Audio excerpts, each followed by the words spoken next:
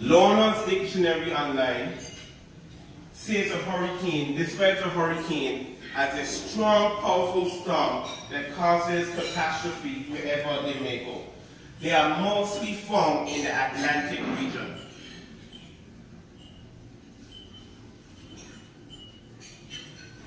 Can I see the hands of how many of you here have started your own company? Okay, great. For me, a hurricane comes in many different forms. They can be financial, emotional, or physical.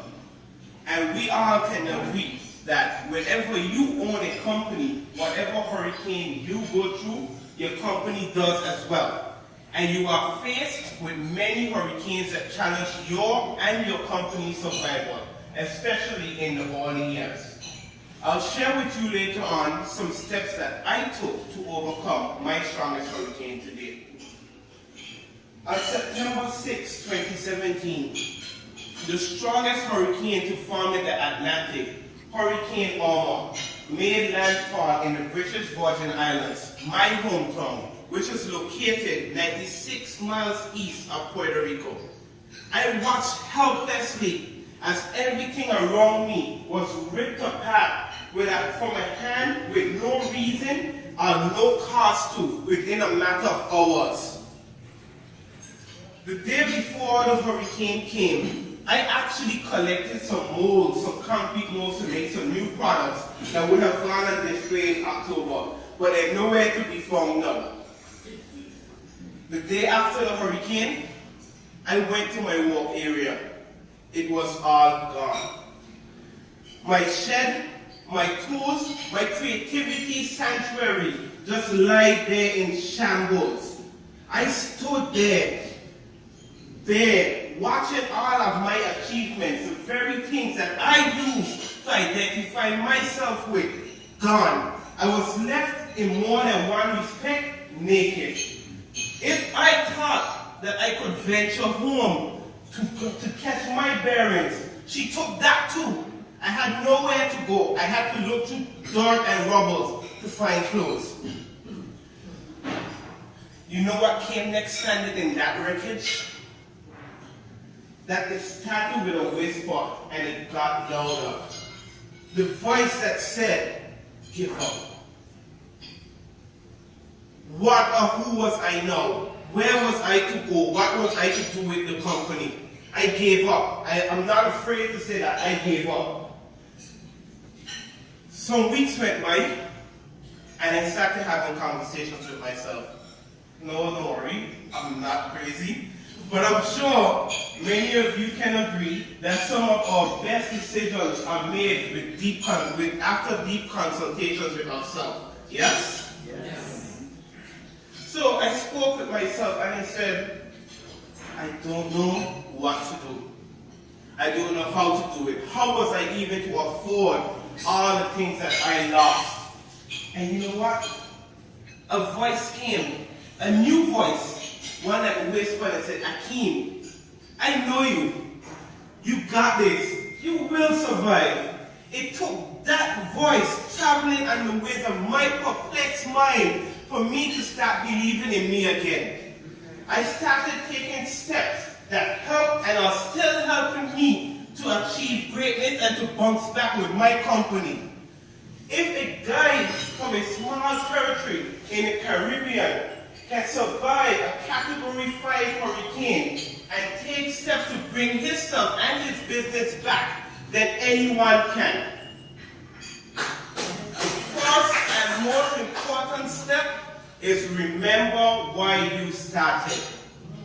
Is there anyone in here that started a business without a reason to? I didn't think so either. Whenever we start a company or a business, there's always some need or want that we are willing to provide with the business that we're starting up. It is important for you to develop a constant reminder of why you started. For some persons, looking at the bills or their children's faces are enough. But put it on a paper, or put it as your phone or your laptop's backdrop. Write it on your wall or even stick it on your fridge if the hurricane left you with one. It doesn't matter where you put it, as long as you can see it, and it can always be a constant reminder for you. Step 2 is to get re-inspired. We all know that inspiration is a driving force in any company, and without inspiration, you will not go far. After the hurricane, I lost my inspiration to continue with this company. And I really didn't know I would get it back. But I started finding my inspiration in many small things. I saw table bases that were thrown in the trash, and I started picturing them with my concrete tops on them. I even found inspiration in the trees getting their colors back. You see, after the hurricane, those trees were bare and brown, and I thought that they would die. But I watched as they regained their strength and their color. There is a part in the British Virgin Islands territorial song that goes, "Green and brilliant are your hillsides, they replenish our hopes and pride." Indeed, watching those trees get their greenness back replenished my hopes and my pride, and it inspired me. Step 3 is to analyze. Analyze where you are now, where you are going, and what you want to achieve with the company.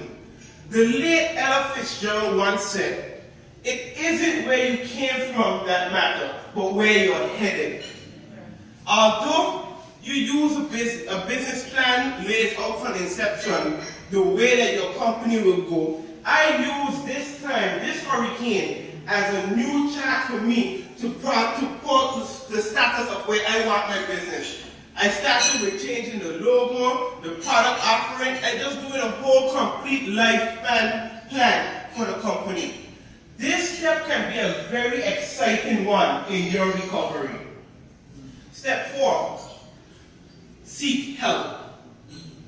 Do not be afraid to seek help. You may feel that you are strong and you can do it all alone, but you will quickly realize that no matter how strong you feel, seeking help from others can really help you get over everything.